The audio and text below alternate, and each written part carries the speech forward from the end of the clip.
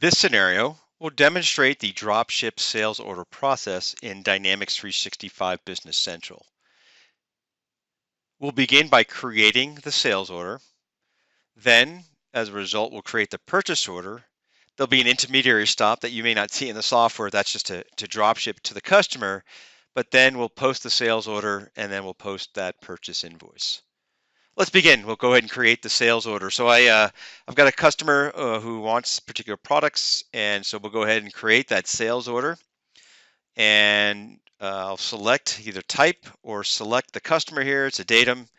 And then you'll see here, I'll automatically be sent down to the description. I can type that in or we'll select it. And now notice I've got an option just to the right of the description. There's a column that says, do I want to drop ship this? Again, just to help me better manage my inventory. And then we'll enter a quantity of 1. And then we'll go ahead and close that out. So I've got a sales order, which has been designated as a drop ship. So then let's go ahead and create the purchase order. All right, so the sales order has been entered. And the next step is to go ahead and create the purchase order. I'll go ahead and click on the purchase order. And we typically will order this from this vendor. I want to go ahead and do one thing. So now the header information is entered in. It hasn't been entered in yet, right? But I want to go ahead and collapse the general. And I want to show you where the ability for me to align or tie the sales order to the purchase order.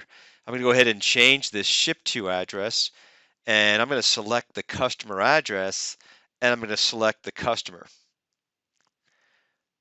Right, so with that customer now selected, I can come up here into the warehouse and choose the drop ship sales order. And I'm going to go ahead and choose to get the sales order. So again, these are all the outstanding sales orders. This is the most recent one at the bottom of my list. I'll select OK. And now notice I bring in the appropriate line information that came in from the sales order. I'll go ahead and select Post. And then we'll just simply, since the vendor will ship it, we'll receive the items and then just check OK. And I'll print out just so you can see what that purchase order looks like. And that can be distributed to the vendor. We'll go ahead and post and invoice the customer, right? So here we are in the sales orders. I've got 7. And at the bottom is that most recent sales order. You can see it's been released.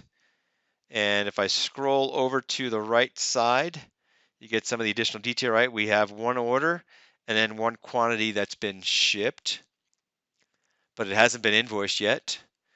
Now it's kind of interesting here too. I can predict before confirming this, whether or not that payment is going to be on time. That might help. And then also I'm going to go ahead and post, and then we'll go ahead and invoice the customer. So you can see here where I'm actually generating the sales invoice which can be electronically sent over to that customer. And then the next step is I need to pay the invoice. So we'll go ahead and select my purchase orders. This is still an open purchase order. I'll go ahead and post that and then invoice. And notice that's gone from my open purchase orders. I would then follow through the steps in which generating a check and then or sending payments to that vendor.